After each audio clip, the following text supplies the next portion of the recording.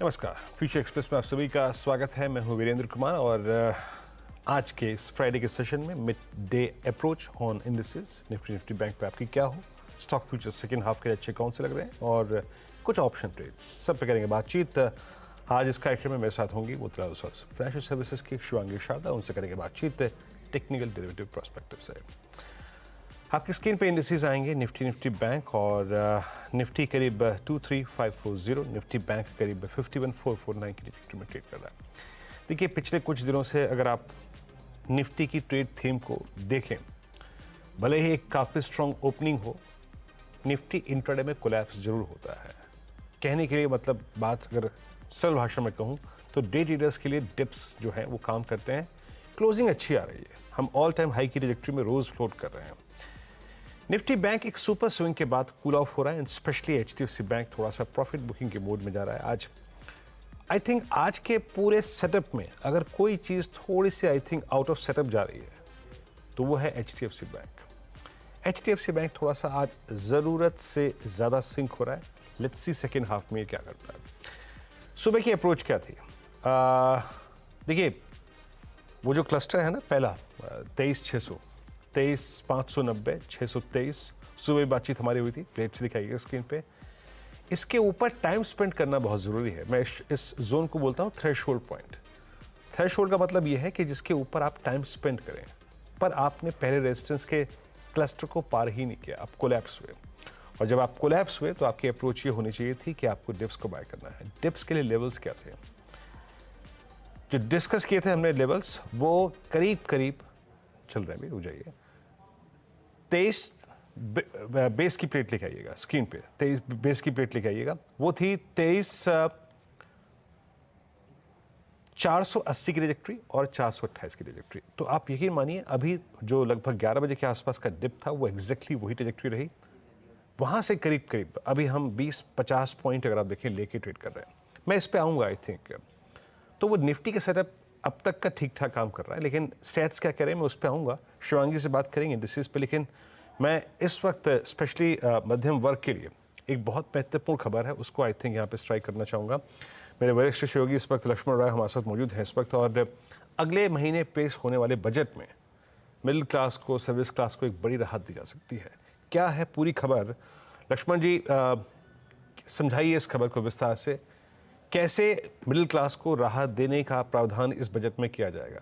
क्या चीज़ है वो ऐसी जिसको टच किया जा सकता है? देखिए, अब तक जो संकेत मिल रहा है इसमें के मुताबिक इनकम टैक्स में राहत मिलेगी, इसमें कोई किंतु परंतु नहीं है। यानी अगले महीने पेश होने वाले बजट में इनकम टैक्स में राहत दी जाएगी।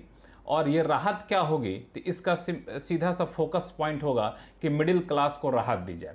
और राहत देने के अलग अलग विकल्प हैं।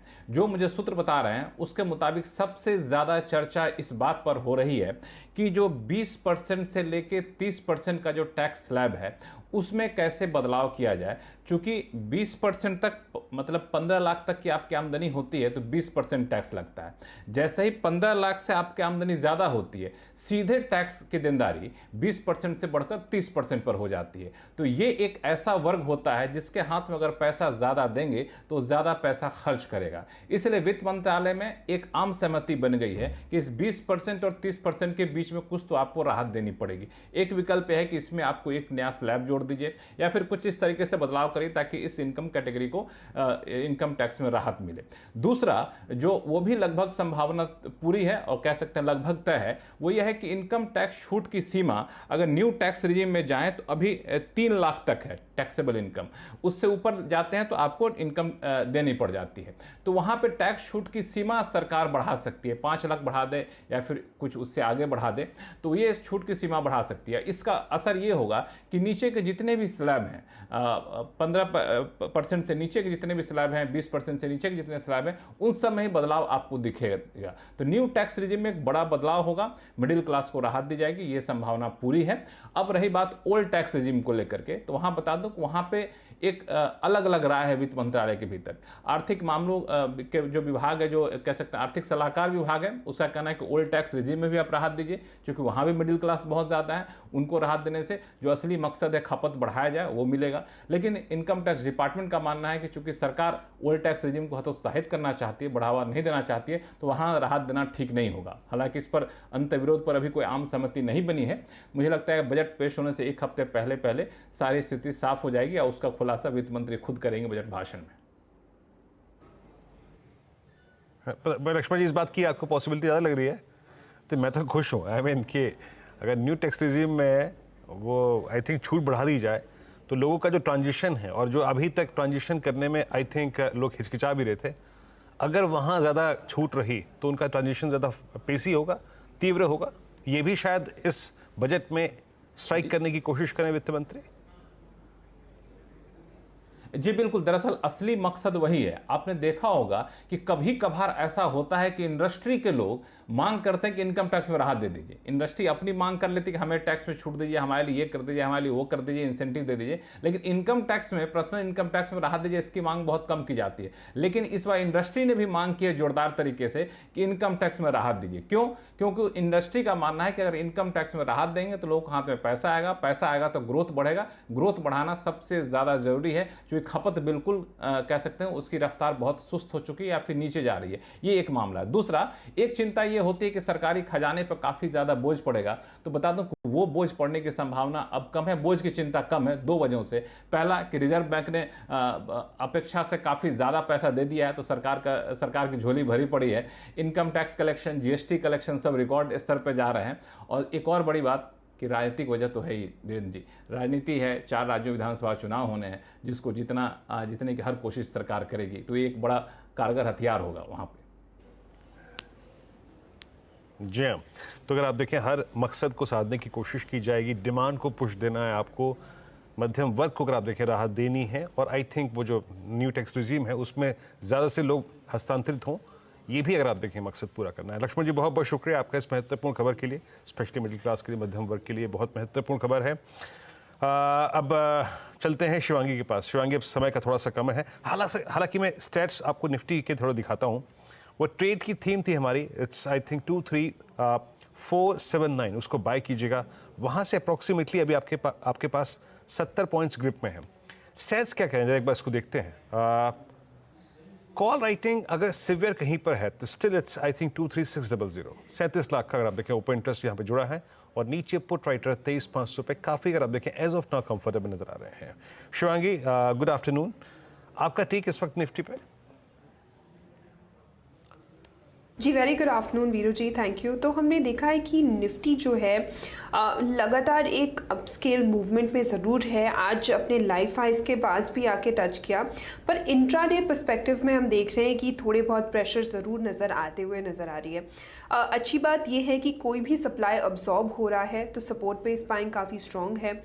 एंड यहाँ पे नेक्स्ट जो है हम 23,750 के लेवल्स यहाँ पे देख रहे हैं, और फिर पोजिशनली 24,000, और सपोर्ट के तौर पे 23,350 के एक लेवल को ध्यान रखें।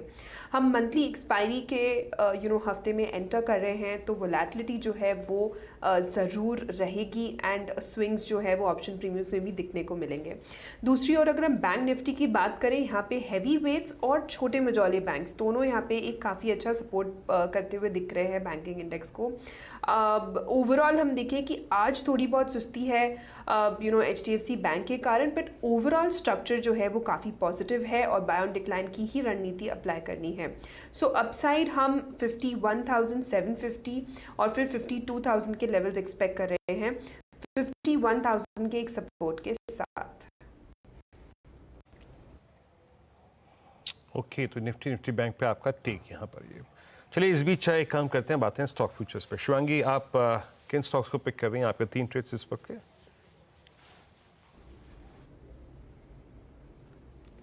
जी बिल्कुल, पहला स्टॉक मेरा रहेगा एक्साइड इंडस्ट्रीज़ पे। स्टॉक जो है एक लगातार अपवर्ड स्लोपिंग चैनल में काम कर रहा है एंड काफ़ी ब्यूटीफुली अपने एक्सपोनेंशियल मूविंग एवरेजेस को भी रिस्पेक्ट किया है स्टॉक ने। लगातार कोई भी छोटे डिक्लाइंस में इसमें खरीदारी कन्वर्ट होते हुए दिख रहे हैं, तो यहाँ पे खरीदारी की सलाह है 600 के टारगेट्स के लिए और 555 के एक स्टॉप के साथ। दूसरा पिक मेरा रहेगा जिंदाल पे। यहाँ पे भी जिंदाल स्टील पे यहाँ पे भी एक काफ़ी अच्छा मोमेंटम है। वीकली बेसिस पे हमने देखा है कि पिछले 4 हफ्तों के कंसोलिडेशन के बाद अब स्टॉक जो है तैयारी कर रहा है उसके अपर बेस को निकालने की।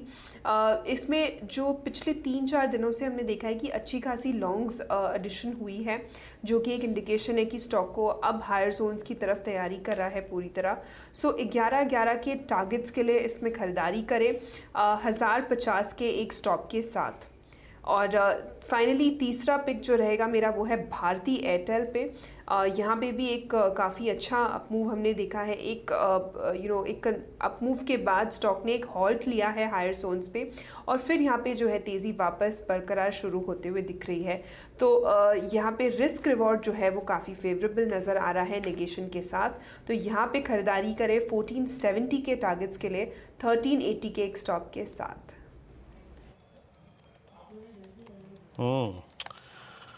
ओके, तो 3 स्टॉक फ्यूचर्स आपके यहाँ पे शिवांगी एक्साइड को पिक करते हुए भारती एयरटेल आपको स्ट्रॉन्ग लग रहा है। जरा तीनों एक बार कॉल्स स्क्रीन पे रखेंगे, जरा एक बार उनको देख लेते हैं। Bharti Airtel Exide futures buy for a possible target of 600 और दूसरा ट्रेड क्या था? मैं भारतीय एयरटेल लेगा, तीसरा ट्रेड मैं मिस कर गया था, मैं आई थिंक लेवल्स ढूंढ रहा था। ब्रेक के बाद फ्यूचर एक्सप्रेस में आप सभी का फिर से स्वागत है। शिवांगी शारदा हमारे साथ इस कार्यक्रम में है। आप बात करेंगे आज के सस्ता ऑप्शन ट्रेड की। शिवांगी क्या पिक कर रही हैं आप? जी, सस्ता ऑप्शन के लिए मैंने चुना है परसिस्टेंट सिस्टम्स। तो यहाँ पे हम देख रहे हैं कि पिछले पूरे इस सीरीज़ में अभी तक 27% ओपन इंटरेस्ट एडिशन हुआ है प्राइस राइज के साथ। और जिस तरह से हम देख रहे हैं कि स्टॉक जो है pole and flag pattern formation का ब्रेकआउट देने के बाद भी फॉलो अप एक्शन यहाँ पे देखने को मिल रहा है, तो कुल मिला के तेज़ी यहाँ पे है। सो 4000 के कॉल ऑप्शन में खरीदारी की सलाह रहेगी 50 के स्टॉप लॉस और 120 के टारगेट्स के लिए। ओके, आईटी शिवांगी जी ने आईटी को पिक किया है। परसिस्टेंस स्क्रीन पे लेके आइएगा। आज देखिए, आज IT sector of the day as of now है, लेकिन एक बात ये भी है कि सुबह से अपना substantial part of gain surrender कर चुका है। सुबह जो मॉर्निंग में 950 को गेन थे, बट जहाँ तक परसिस्टेंट का सवाल है जो शिवांगी ने अभी पिक किया, उसमें जो गेन्स थे वो सरेंडर नहीं हुए। शुरुआती टिक्स बहुत वाइल्ड थे, वो आई थिंक 4093 तक गया, बट सेटल मोर और लेस 4000 के आसपास हुआ। अभी आपको 4000 की at the money call buy करनी है for a possible target of 120। और शिवांगी, 1-2 स्टॉक्स और आपसे आई थिंक यहाँ बात करते हैं। आज रियल स्टेट एंसिलरी में काफ़ी स्ट्रॉन्ग मूव है। आज वाइट गुड सेगमेंट में काफ़ी स्ट्रॉन्ग मूव है। हेवल्स, आप वोल्टास को देखिए, आप पॉलीकैप को देखिए, एस्टेल को देखिए। यहाँ पे आप लोगों ने आज मोतीलाल ओसवाल पे क्या व्यू लिया है? कोई खास स्टॉक जिस पे कमेंट कोई आपके?